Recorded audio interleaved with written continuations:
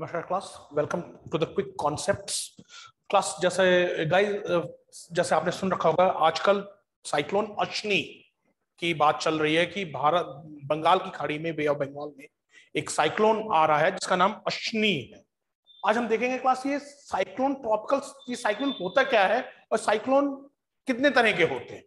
इस छोटे से कॉन्सेप्ट, छोटे से पीरियड में, छोटे से समय में हम समझने की कोशिश करेंगे कि ये जो ट्रॉपिकल साइक्लोन है ये होते क्या है। आपने आजकल के न्यूज में देखा होगा कि बंगाल की खाड़ी में एक अलर्ट भी कुछ दिनों पहले घोषणा की गई कि ट्रॉपिकल साइक्लोन आ रहा है। तो ये ट्रॉपिकल साइक्लोन होते क्या हैं और ये क्यों, किस तरीके से ये काम करते हैं और क्यों ये इतने खतरनाक होते हैं। तो क्लास, जो ट्रॉपिकल साइक्लोन जो अश्नी का है वो आपके बे ऑफ बंगाल का रीजन का है। ये जो क्षेत्र है, जो बे ऑफ बंगाल के क्षेत्र है, ये पूरा एरिया, इस एरिया में आपके कई बार साइक्लोन, आपने देखा होगा कई बार साइक्लोन आते हैं। ओके, अब क्योंकि इंडिया के जो ट्रॉपिक ऑफ कैंसर है, जिसे हम कर्क रेखा कहते हैं, वो आपके इंडिया को करीब करीब आधे में बांटता है और बे ऑफ बंगाल कर्क रेखा, ये ट्रॉपिक ऑफ कैंसर से नीचे पड़ता है। तो ये एक बहुत ही बड़ा एक फेवरेट एरिया है जहां पे उष्ण कटिबंधीय चक्रवात, जिसे हिंदी में उष्ण कटिबंधीय चक्रवात, इंग्लिश में ट्रॉपिकल साइक्लोन कहते हैं, वहां उगते हैं।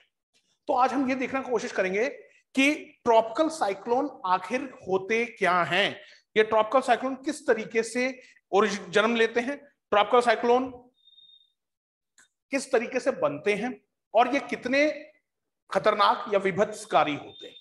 तो सबसे पहले हम ये देखते हैं कि ट्रॉपिकल साइक्लोन क्या होते हैं। तो क्लास, ट्रॉपिकल साइक्लोन आपके, जैसे इसका नाम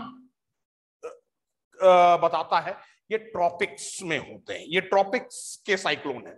ये वो साइक्लोन है जहां पे आपके ट्रॉपिक्स आते हैं।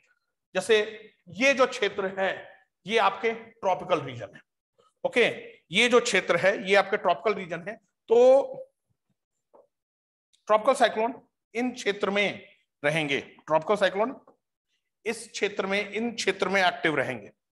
ये जो रीजन आपके आ जाते हैं ये ट्रॉपिक्स है। ओके, ये पूरा का पूरा क्षेत्र उष्ण कटिबंधीय क्षेत्र है। ये ऊपर ट्रॉपिक ऑफ कैंसर है और ये नीचे ट्रॉपिक ऑफ कैप्रिकॉर्न है। अब इसी के बीच में जो साइक्लोन आते हैं, जो चक्रवात आते हैं, उन्हें उष्ण कटिबंधीय चक्रवात होता है। और दूसरे तरह के चक्रवात होते हैं जैसे हम शीतोष्ण चक्रवात कहते हैं, टेम्परेट साइक्लोन होते हैं, वो इन क्षेत्र के ऊपर से आते हैं। ट्रॉपिकल साइक्लोन की क्लास सबसे बड़ी खास बात होती है, सबसे बड़ी खास बात होती है ट्रॉपिकल साइक्लोन की, उष्ण कटिबंधीय चक्रवात की होती है क्लास, ये हमेशा समुद्र में, सी में या ओशन में ही जन्म लेते हैं। ये आपके भूमि पे, पृथ्वी पे, लैंड पे नहीं बनते। लैंड में आते ही इनकी जो एनर्जी है ना वो खत्म हो जाती है, डिसिपेट हो जाती है, ये खत्म हो जाते हैं। अब क्वेश्चन आता है कि समुद्र में ये बनते कैसे हैं, ये किस तरीके से, ये समुद्र में क्या चीज हो जाती है, समुद्र में ऐसा भी क्या है कि ये समुद्र में बन जाते हैं। तो उसके लिए फिर थोड़ा सा हम देखते हैं कि किस तरीके से ये समुद्र में बनते हैं। समुद्र में आपके इसका पीछे जो मेन रीजन है, जो जिस कारण से ये आपके ट्रॉपिकल साइक्लोन समुद्र में बनते हैं, वो है क्लास आपके उष्ण कटिबंधीय क्षेत्र में, ट्रॉपिकल रीजन में जो समुद्र होते हैं उनमें आपके टेम्परेचर करीब करीब 26 डिग्री के ऊपर होता है, 26-27 डिग्री के ऊपर होता है। जब 26-27 डिग्री के ऊपर जब तापमान होता है तो आपके इवेपोरेशन, वाष्पीकरण ज्यादा होता है। वाष्पीकरण से बादल बनते हैं और वहां पे जब बादल बनते हैं मॉइस्चर उठता है और मॉइस्चर जब आपके एक तरीके से कंडेंस होता है तो लेटेंट हीट छोड़ता है, लेटेंट एनर्जी छोड़ता है और वो लेटेंट हीट ही इस चक्रवात की जन्मदाता होती है।